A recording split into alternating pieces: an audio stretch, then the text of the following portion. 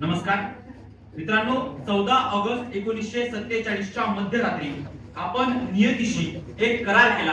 350 वर्षाच्या वसाहतवादाच्या राजकारणातून या राष्ट्रानं स्वतःला स्वातंत्र्य घोषित करण्याचं काम केलं। पण अगदी त्याच वेळी गोरे इंग्रज जाऊन काळे इंग्रज तर या देशावर राज्य करणार नाहीत ना, या भीतीपोटी इथल्या वाड्या वस्त्या तांड्यावरच्या लोकांना हे स्वातंत्र्य आपल्याला काहीतरी देईल की नाही ही काळजी वाटू नये म्हणून आपण स्वातंत्र्यापासून सार्वभौमत्वापर्यंत, राजेशाहीपासून लोकशाहीपर्यंत, अगदी त्याच वेळी धर्मग्रंथांपासून राष्ट्रग्रंथापर्यंतचा प्रवास पूर्ण करताना या भारतानं जगातील सगळ्यात विस्तृत आणि व्यापक संविधान लिहिण्याचं काम केलं। या संविधानाच्या जोरावर आपण पहिली लोकसभा निवडणूक पाहिली, आपण आणीबाणी पाहिली, भारत पाकिस्तान युद्ध पाहिलं, मूलभूत शिक्षणाचा अधिकार देणारी 86वी घटना दुरुस्ती पाहिली, नोटाबंदी पाहिलं, जीएसटी पाहिली। हा सगळा प्रवास आपण आजपर्यंत 75 वर्षाचा प्रवास या संविधानाच्या जोरावर पूर्ण केला पाहायला मिळतो। लक्षात घ्या, हे संविधान दुसरं तिसरं काही नसून तर भारताची सामूहिक स्वप्न संहिता आहे आणि या सामूहिक स्वप्न संहितेनं दिलेलं, दाखवलेलं सगळ्यात मजबूत स्वप्न म्हणजे ही भारताची लोकशाही। मुळात ही भारताची लोकशाही जर मजबूत राहायची असेल तर तितक्याच मजबूतपणे आपल्याला संविधानातली तत्व आणि संविधानातली मूल्यांचं पालन करणं गरजेचं आहे।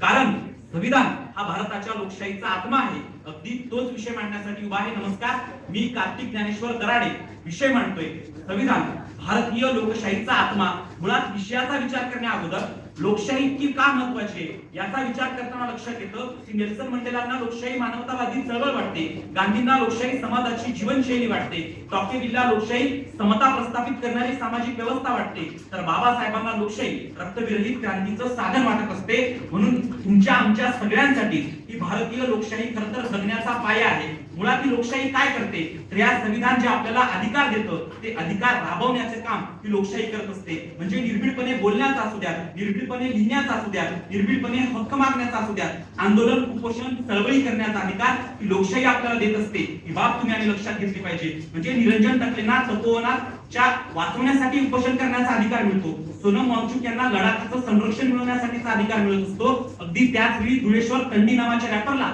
सरकार जवाब दे हे लिहिण्याचा अधिकार मिळतो, तर राहत इंदोरींना ठणकावून सांगण्याचा अधिकार मिळतो की इस मिट्टी में हमारा भी खून शामिल है। हे सगळे अधिकार या संविधानामुळे आपल्याला मिळत असतात। ही बाब तुम्ही आणि लक्षात घेतली पाहिजे। मुळात आपण ह्या गोष्टीचा विचार केला पाहिजे। या संविधानाने आपल्याला इतके सगळे अधिकार दिले म्हणजे इथल्या धर्मांनी, ग्रंथांनी, जातींनी, पुरुष प्रधान संस्कृतींनी इथे पडदा घेणारी, बुरखा घालणारी आणि पदर घेणारी स्त्री जन्माला घातली। पण या भारतीय संविधानानं क्षेपणास्त्र चालवणारी, अंतराळात चालवणारी आणि देश चालवणारी स्त्री जन्माला घातली। तेव्हा अगदी त्याच वेळी आपण ही बाब सुद्धा लक्षात घेतली पाहिजे की स्त्री, पुरुष, तृतीयपंथी आणि समलैंगिक लोकांना सुद्धा अधिकार देण्याचं काम आणि सर्वसमावेशकतेमध्ये त्यांना सामावून घेण्याचं काम हे भारतीय संविधान करत असतं आणि सामाजिक लोकशाही प्रस्थापित करण्याचं काम करत असतं। या सगळ्यानंतर आपण हा विचार केला पाहिजे की संविधानाला अपेक्षित असलेली लोकशाही आपण खरंच राबवतोय का?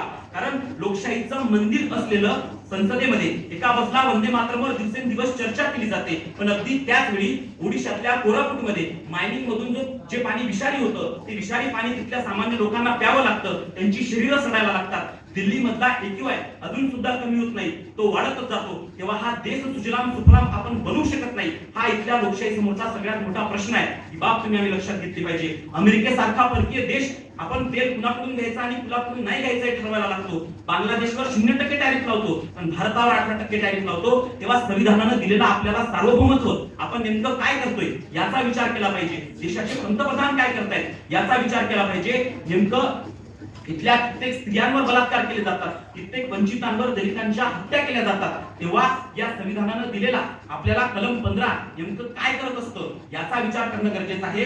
मुळात आपण एक गोष्ट लक्षात घेतली पाहिजे, या देशामध्ये नागरिकांनी एक घाण सवय लागलेली आहे, ते म्हणजे विसरण्याची सवय लागलेली आहे। म्हणजे आपण पुलवामा विसरलो, आपण पुरी विसरलो, आवरी विसरलो, आपण पठाणकोट विसरलो, आपण दिल्लीचा बॉम्बस्फोट विसरलो, आपण कुंभमेळ्यात झालेली चिंगराचिंगरी विसरलो, अहमदाबादचा एरोप्लेन क्रॅश विसरलो। पण अगदी त्याच वेळी दुसऱ्या बाजूला घसरत चाललेली रुपयाची किंमत आपण दुर्लक्षित करतो, घसरत चाललेला आपण प्रेस फ्रीडम इंडेक्स दुर्लक्षित करतो, घसरत चाललेला इथलं वातावरण आपण दुर्लक्षित करतो। तेव्हा आपल्याला लक्षात आलं पाहिजे की संविधान लोकशाहीचा आत्मा आहे हे मान्य अगोदर संविधान आपल्याला इथल्या संविधानाबद्दल असलेला इथल्या नागरिकांचा निष्काळजीपणा लक्षात घेणं गरजेचं आहे आणि त्याचा विचार करताना संविधान लोकशाहीचा आत्मा आहे की नाही या अगोदर हे संविधान इथल्या नागरिकाचा आत्मा होणं गरजेचं आहे ही बाब आपण लक्षात घेतली पाहिजे. एकंदरीत विषयाचा शेवट करताना काय तसं इतके सगळं वाईटच चालू आहे असं नाही, कारण रंगराव पाटील गोंधळाच्या माध्यमातून इथं संविधान करायला लागतात, तर दुसऱ्या बाजूला श्यामसुंदर सोन्नर महाराज स्वतःच्या संविधान जागर कीर्तनाच्या माध्यमातून संविधान करायला लागतात.